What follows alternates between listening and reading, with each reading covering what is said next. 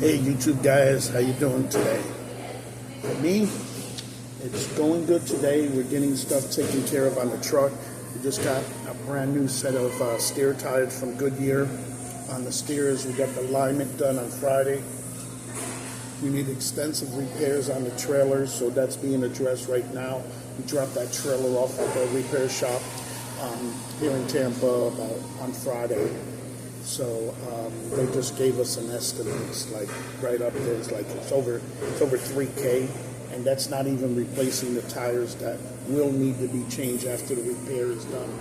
Because we had issues with the brakes not working right back there, and one of the brakes was working too hard, and that kind of did some flat spots on the tire. Something where the slack adjusted. Excuse me. Just finished eating.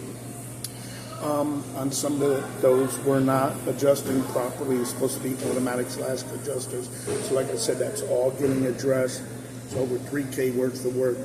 Some of the other work that we also had this past month is we had a purchase of a couple tires on the trailer. And bad news is one of those trailer tires is where the problem was with the overworking brakes, so it's got some flat spots. So we're going to need a couple tires back there too.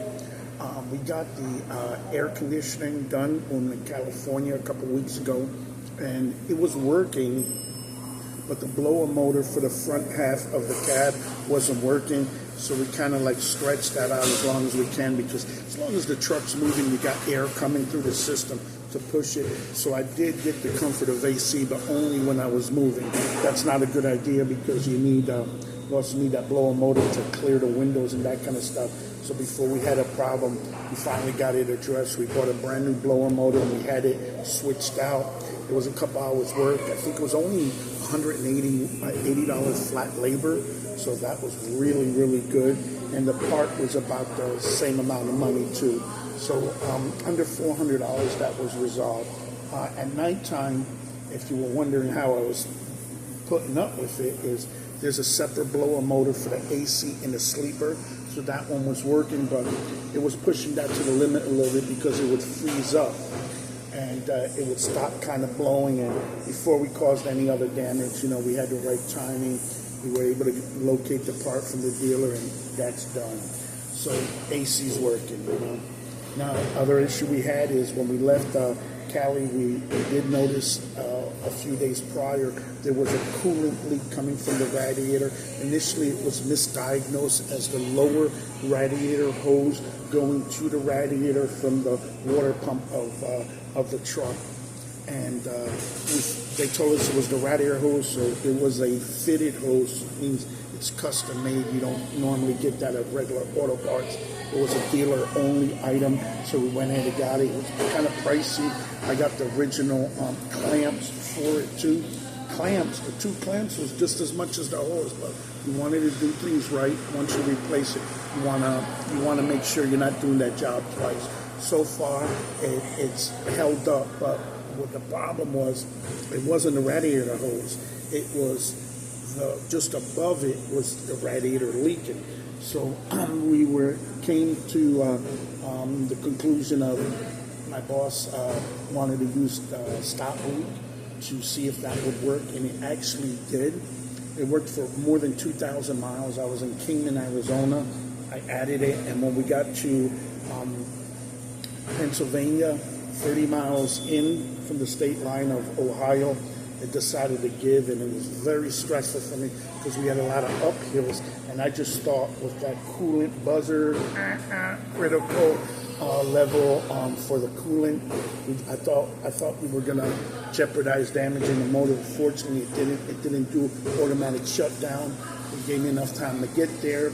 We went ahead and tried the coolant leak, stop leak one more time, which it worked.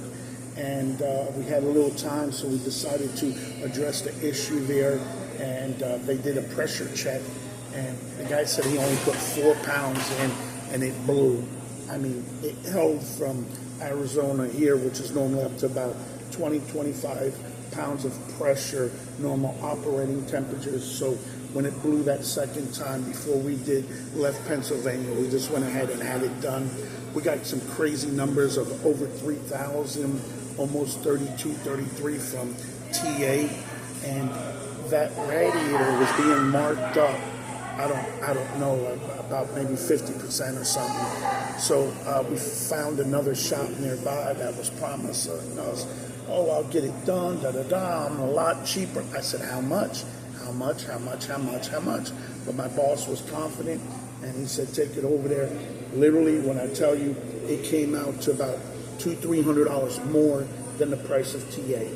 And by then, they have everything apart. They gotcha, And I just knew better. When the guy's flapping his mouth, he's a nice guy and all that, but he was trying to get the business through the door, promising and just saying and stuff. So I was very disappointed. I felt like bamboozled, bait and switch kind of deal.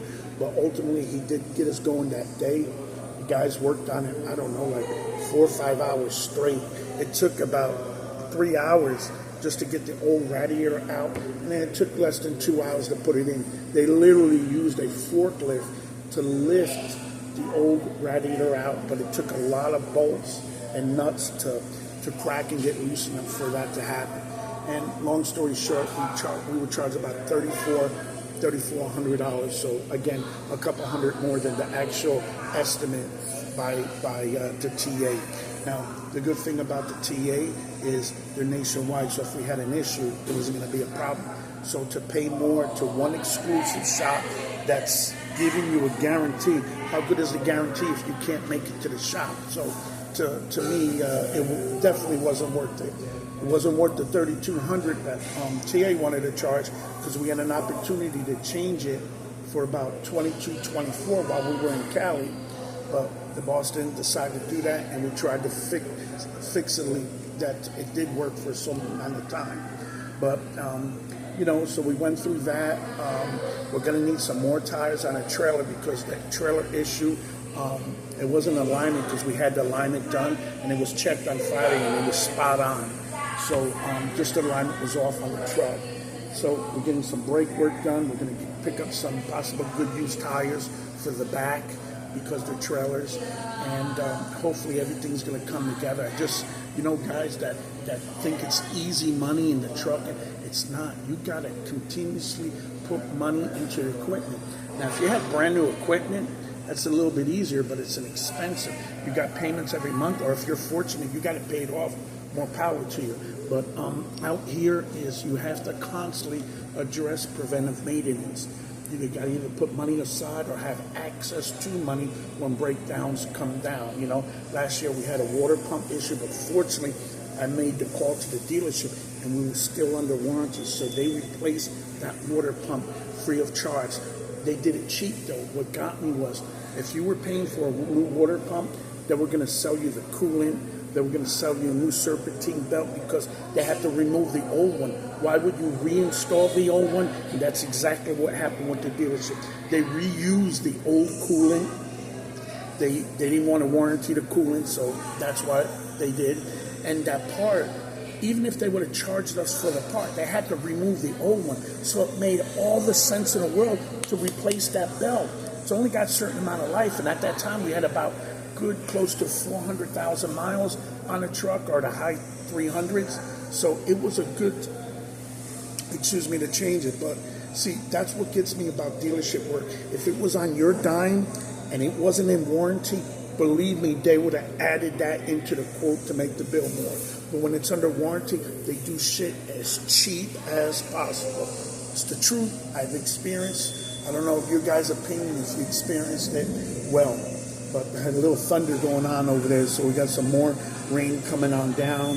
But we're getting through. We're finally seeing light at the end of the tunnel. And boss let me know, hey, make sure you're ready when that trailer's done.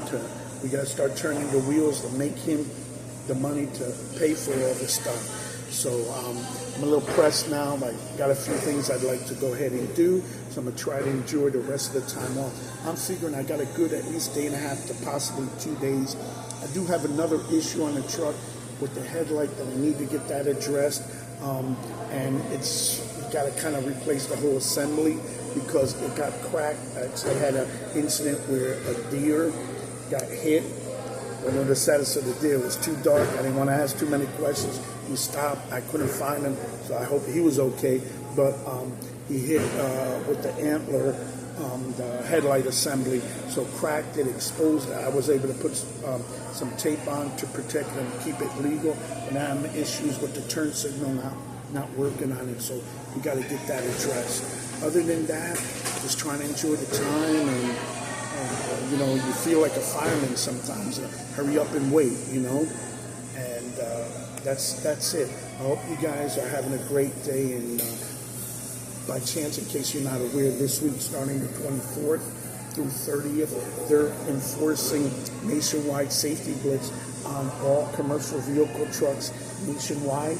So it's going to be a joint venture, but probably state police, DoT, commercial motor vehicle enforcement too, depending which state. I don't know what brand of DoT patrol or enforcement, but just be prepared. They're going to probably pull you in on the weight stations, you know, and if you get that pre-pass, they're going to check the history of your company. And if you haven't been DOT'd in a while, I'm telling you, expect it. So that's part of the reason we're getting our stuff done now. We had a little question mark, and you know, the safety, we're going to go ahead and get it done. It's stopping the truck from moving. I ain't make money because I get paid by the miles, but we're putting money into the truck, so ultimately it's going to be safer, and we're going to avoid an accident, ticket, violation, DOT shutdown, and affecting our CSA score. So got to get it done. Other than that, be safe. Again, they're in full enforcement. It's going to be a week. It could be a couple of days longer or shorter, depending how many tickets they write out. I wonder if they're going to also enforce that if you speak English, recent law that's been on the books but being enforced too. So guys, be real careful. You know, I don't like to give bad advice and stuff.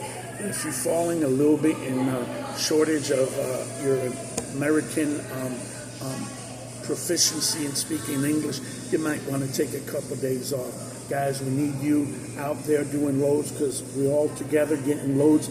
Makes it better for everybody. So no envy or nothing.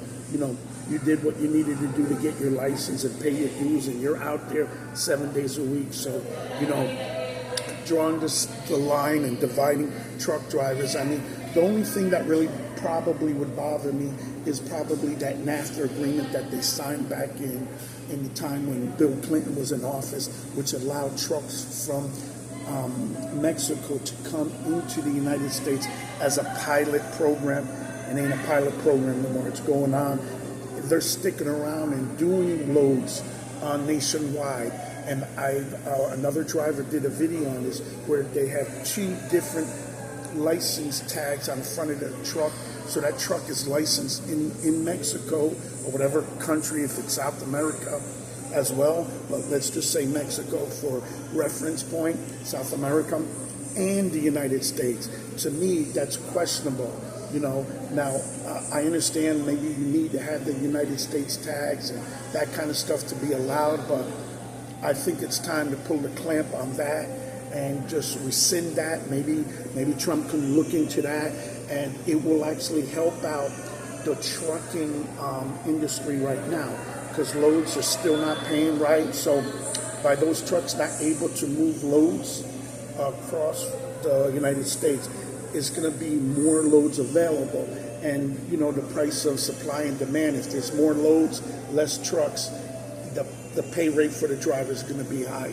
So that's a simple fix. And maybe when it does get busy, maybe you can reinstate it to allow those trucks to come in to help with the busyness of loads that are not able to get taken care of. So somebody needs to look into that, make it fair, but not at the normal U.S. truck companies' expense, having these Mexican trucks being exploited by brokers, shippers, to say, hey, we're going to use them over an American company. You know, that I don't think that's good. And I don't mean American-owned. I just mean American-based trucking company, whatever nationality, religion, or you are, as long as you're based, licensed here, and not in 2 different countries, even Canada. You know, we got our neighbors up north. they probably pull the same thing. So maybe we need to restrict this while they're figuring out that tariff war going on. It would help the American trucking companies across the board.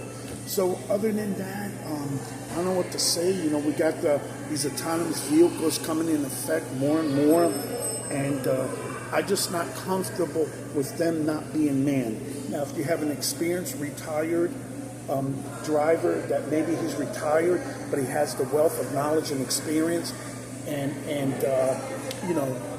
he did hold a CDO or still holds, I think that's the type of candidate you need on those autonomous trucks.